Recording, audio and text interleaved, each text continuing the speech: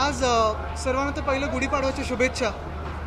आपण बघत असाल पुण्यात पर्यायी इंधनची कॉन्क्लेव्ह आपण भरवलेली आहे. मुख्य गोष्ट हीच आहे की आपण वेगळे जे आपण बघत आहात आत्ता पेट्रोल डिझेलपासून दूर होऊन पर्यायी इंधन कुठचं मिळू शकतं का त्याच्यावर आपण काम करत आहोत. EVजचं मोठ्या संख्येत इथे आपण एक्झिबिशन बघत आहात. बायोफ्युअल्स आहेत, हायड्रोजन फ्युअल आहे. मला वाटतं इथे एक मोठं एक्झिबिशन भरलेलं आहे एवढ्यासाठीच की ज्या कुठच्याही नागरिकांना EVवर काहीतरी करायचं आहे, नवीन एखादी 2 व्हीलर घ्यायची, 3 व्हीलर घ्यायची, 4 व्हीलर घ्यायचे, ते सगळे पर्याय आपण इथे उपलब्ध करून दिलेले आहेत. पुणे आधीपासूनच ऑटोमोटिव्हचं आपल्या देशातलं एक हब राहिलेलं आहे. मॅन्युफॅक्चरिंगसाठी इथे लीड घेतलेलं आहे. फिरत असताना मला हेच जाणवलं की हे सगळे जे स्टॉल्स इथे आहेत, वेगळे स्टार्टअप्स असतील किंवा चांगल्या मोठ्या कंपनीज असतील, जास्तीत जास्त लोकांचं मॅन्युफॅक्चरिंग हे आपल्या पुण्याच्या आजूबाजूच्याच पट्ट्यातलं आहे आणि जास्तीत जास्त महाराष्ट्रातलेच देखील आहेत. कुठच्याही मोठ्या कंपन्या देखील आपल्या महाराष्ट्रातच प्रोड्यूस करतात. काही अशा पण कंपन्या आहेत ज्यांना एक्सपॅन्शन करायचं आहे पुढच्या काही काळात, किंबहुना त्यांची प्रोडक्शन फॅसिलिटी जी आहे ती इतर राज्यातून देखील इथे आणायची असेल, त्यांच्यासाठी आपण MIDCचा स्टॉल ठेवलेला आहे. आज MPCB, MIDC, इतर म्हणजे आपलं पुणे महानगरपालिका असेल, PMRDA आहे, महाराष्ट्र शासनाने पूर्णपणे बॅकिंग दिलेलं आहे. Maratha comber of chambers, industry and agriculture यांचा देखील इथे सहभाग आहे. आणि मला एवढंच वाटतं की आज या निमित्ताने जे आपण एक्झिबिशन पुढच्या 5 दिवसासाठी ठेवत आहे, पुणेकरांनी इथे यावं, महाराष्ट्रातून इतर शहरातून इथे लोकांनी यावं आणि जर त्यांना आपल्या व्हेकल्सवरनं ह्या गाड्यांवर शिफ्ट करायचं असेल EVवर, तर इथेच त्यांना चांगल्या गाड्या आणि पर्यायी इंधन मिळू शकतं.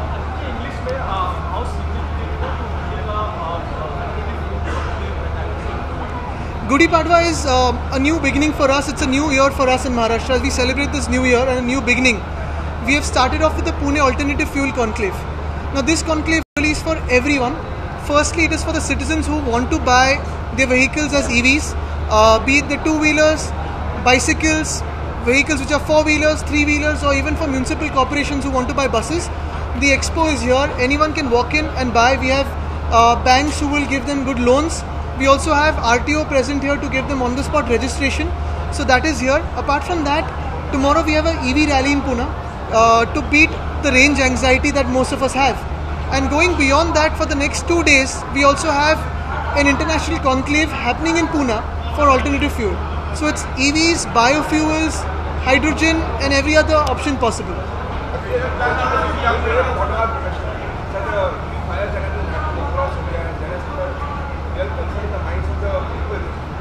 I think you messaged me also on that. I apologize I couldn't reply, then I wasn't traveling. But yes, I mean, we're also seeing 1 or 2 incidents here or there. Yes. See, all the vehicles that come on the roads come with all full safety checks of the ARA and all of these other bodies. So I don't think we need to worry much about that. There will be some teething issues, but largely the EV industry has seen a growth in the last 10 years and exponential growth in the last 2 years.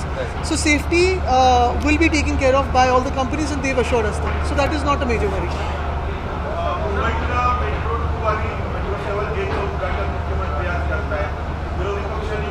आज त्या विषयावर दुपारी तिथे बोलू. मला वाटतं पुण्यामध्ये एवढं मोठं आपलं ऑल्टरनेटिव्ह फ्युल कॉन्क्लेव्ह होतं आहे, पर्यायी इंधनाचं एक इथे बैठक होते आहे.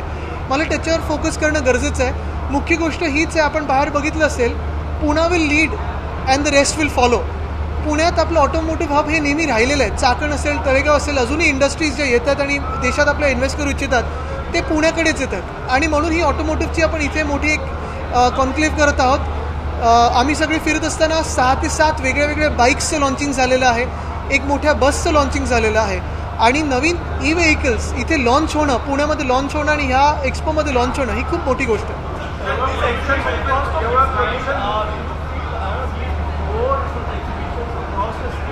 So the conclave will be year on year in Pune because this will be a flagship for Pune to have. Apart from that, the exhibition will also go around touring Maharashtra, especially in the 2-wheelers and the 4-wheeler sector.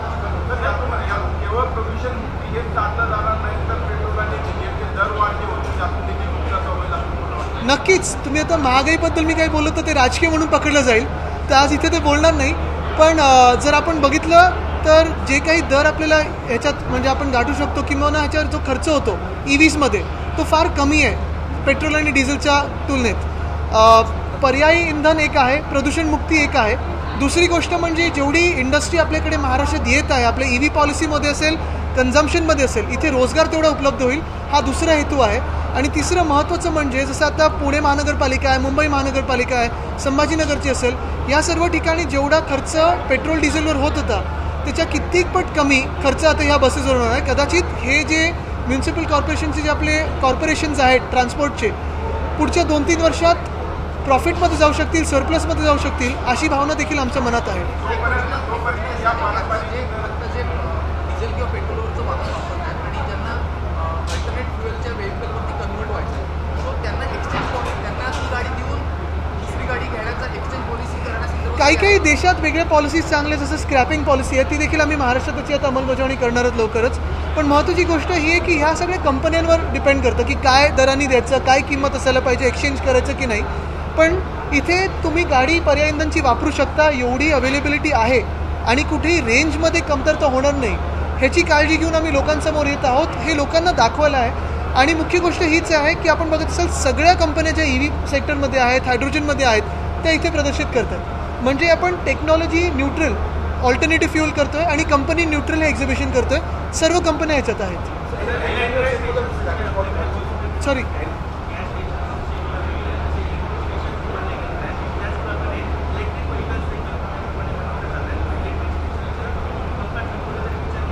Charging station पुढच्या 2 ते 3 वर्षात खूप मोठ्या संख्येत महाराष्ट्रभरात दिसतील. काल परवाकडेच मी phone करून सांगत होतोय ना, रत्नागिरीवरनं रायगडमध्ये येताना जो मध्ये एक रस्ता लागतो, थोडा घाटाचा रस्ता होता आणि तिथे मला एक EV स्कूटर दिसली आणि ती तिथून येत होते.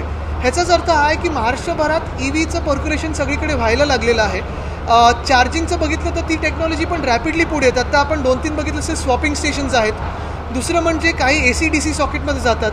आणि अर्थात जिथे जिथे आपण बघितलं असेल युनिफाईड DCRमध्ये पेट्रोल पंप हे नॉमिनेशन होतं, क्लासिफिकेशन होतं, त्याचं आपण बदलून फ्युअल स्टेशन केलेलं आहे आणि ऑल्टरनेटिव्ह फ्युअल स्टेशन केलं आहे. म्हणजे कुठच्याही प्रकारचे जे इंधन असतील, पर्यायी इंधन, ते देखील आपण तिथे उपलब्ध करून देऊ शकू, ह्याची आपण काळजी घेतलेली आहे. ह्याच्या पुढे जाऊन ऑफिसेस असतील, मॉल्स असतील, कमर्शियल एरिया असतील, तिथे देखील आपण महानगरपालिका असेल, स्थानिक स्वराज्य संस्था असेल किंवा युनिफाईड DCRमध्ये आपण हे थोडं कंपल्सरी करतो. इव्हन हाऊसिंग सोसायटीमध्ये की 30% तरी देखील जे पार्किंग स्पॉट्स आहेत ते चार्जिंगचे असावे.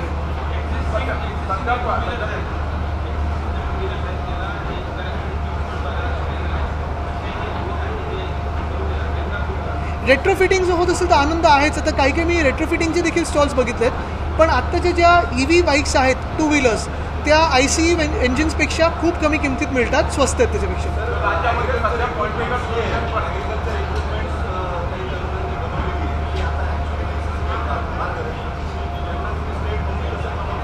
आपण Maharashtra council of climate change केलेलं आहे. कदाचित हे देशात पहिलं राज्य असेल ज्यांनी असं काउन्सिल गठीत केलं आहे. त्याच्यात वेगळे जे खाती आहेत महाराष्ट्रात, मग कृषी असेल, ग्रामविकास असेल, नगरविकास असेल, ऊर्जा, ह्या सगळ्या खात्यांना एकत्र करून हे आपण एक काउन्सिल केलेलं आहे. आत्ता मी 1-2 त्या तशा बघितले इंजिन चांगले त्यांनी केलेले आहेत.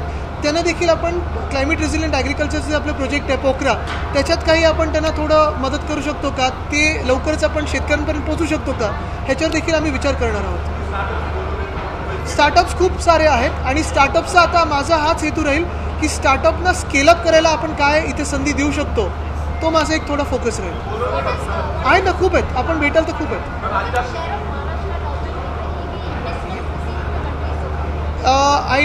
I can't say particularly about investments, but I know for a fact that a lot of these investments are coming towards Maharashtra. I cannot say in particular numbers because the bigger companies are coming to Maharashtra. The consumption of Maharashtra in 4-wheelers and 2-wheelers is the highest in the country. We have not gone so much into 3-wheelers because we already have CNG, unlike other states where there's diesel. Having said that, I've seen a lot of startups here which want to scale up. So that scaling up, which also will bring in investment, will be in Maharashtra.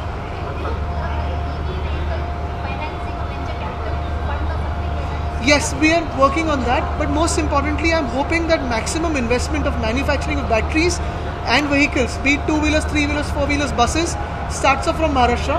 We'll be happy for other states as well if they take the lead, and we'll be happy to work with them because this is something for India as a country. We want India to see the opportunity in terms of a green economy, creating jobs, creating investment and prosperity for our citizens.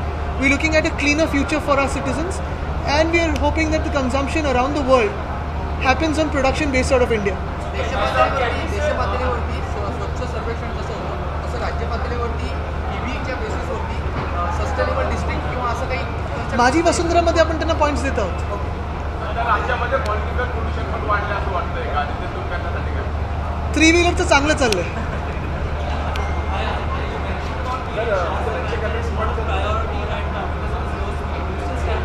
No, it's not about the low speed.